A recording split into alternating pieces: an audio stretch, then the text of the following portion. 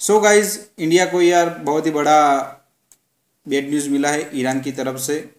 तो हम पूरी चर्चा करेंगे और रिसर्च के बाद आपको ये बता रहा हूँ कि इसमें पूरा मामला क्या है या क्या नहीं। तो लेट्स स्टार्ट।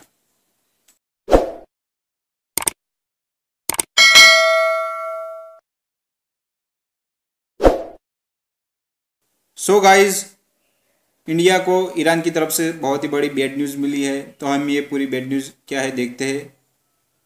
आपको पता हो तो इंडिया ने 4 साल पहले ईरान का जो चाबहार पोर्ट है वहाँ पे बहुत ही बड़ी इन्वेस्टमेंट की थी, जिससे हम सीधे अफ़गानिस्तान से कनेक्ट हो सके। तो सबसे पहले हम देखते हैं कि ये अफ़गानिस्तान या चाबहार पोर्ट कहाँ पे स्थित है। तो चलिए देखते हैं कहाँ पे स्थित है।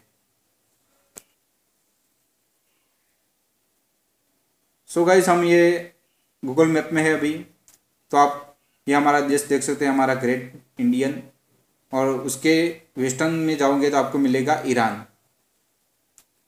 ईरान के साउथ में स्थित है चाबहार प्रोविंस, और उसका एक बहुत ही बड़ा बंदरगाह है जिसका नाम है चाबहार पोर्ट। तो दोस्तों यहाँ पे इंडिया की रणनीति ये थी कि हम यहाँ से सीधे अफ़गानिस्तान को कनेक्ट करेंगे, जिससे हमारा जो व्यापार है वो बहुत ही बढ़ जाएगा। तो दोस्तों जो यहाँ से ईरान से सीधे हम एक रेल लाइन का कंस्ट्रक्ट करने वाले थे, जिसमें ईरान भी सहयोगी करता हमको, मगर ईरान की सरकार ने अब ये फैसला सुना दिया है कि अब इंडिया यहाँ पे इन्वेस्टमेंट नहीं करेगा, यानी चाबहार के जो रेलवे लाइन है वहाँ पे इन्वेस्टमेंट नहीं करेगा, वो खुद ही उस रेलवे लाइन को बनाएगा। तो दोस्तों ये इश्यू क्यों हुआ हम देखते हैं पूरा इश्यू क्या है। सो गाइज हम हमारे गवर्नमेंट एग्ज़ाम के पर्सपेक्टिव से भी देखेंगे कि ईरान का जियोग्राफी क्या है और वहाँ पे कैसी स्थिति है। तो ईरान की बात करें तो ईरान एक गल्फ कंट्री है और उसका कैपिटल है तेहरान, और उसकी पॉपुलेशन है एवरेज 8.1 करोड़। और उसकी करेंसी की बात करें तो दोस्तों करेंसी है ईरानियन रियल, और उसके अभी के जो प्रेसिडेंट है वो है हसन रूहानी। तो दोस्तों ये हो गई ईरान के बारे में कुछ मेन जानकारियाँ। तो हम ये पूरा इश्यू क्या है अब देखते हैं। तो दोस्तों जो द हिंदू है उन्होंने आज एक लेख छपाया अपने पेपर में। तो ये हम पहले लेख देखते हैं क्या है।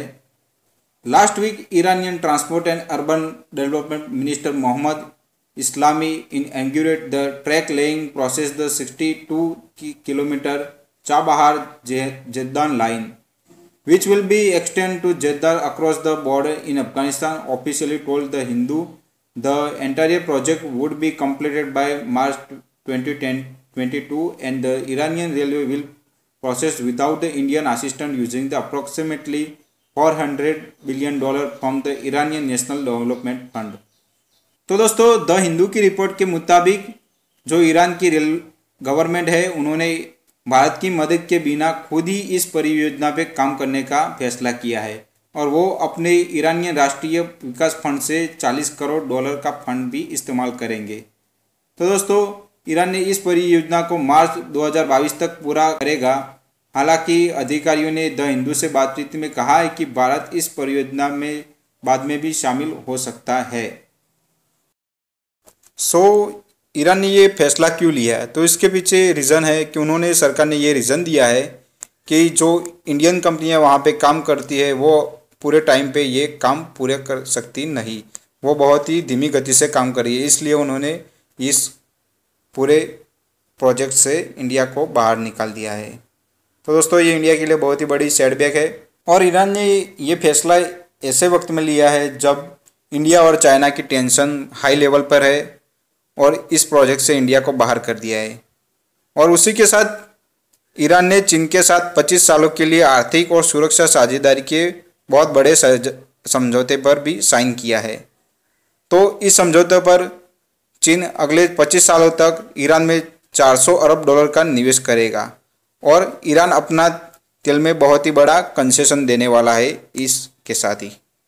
तो अभी इंडिया के लिए सभी जगह से बहुत ही बड़ी यार बैड न्यूज़ आ रही है। कल हमने देखा कि जो श्रीलंका में पोर्ट बन रहा था कोलंबो, वहाँ से भी उन्होंने इंडिया को बाहर निकालने का निर्णय लिया है। और ईरान में आज भी ये हमने ये न्यूज़ देखा, तो चीन हर जगह पे फैला हुआ है इंडिया को अपोज करने के लिए। तो चीन और ईरान के बीच ये साझेदारी बैंकिंग, टेलीकम्युनिकेशन, बंदरगाहों, रेलवे और कई सारी परियोजना भी आगे बढ़ेगी।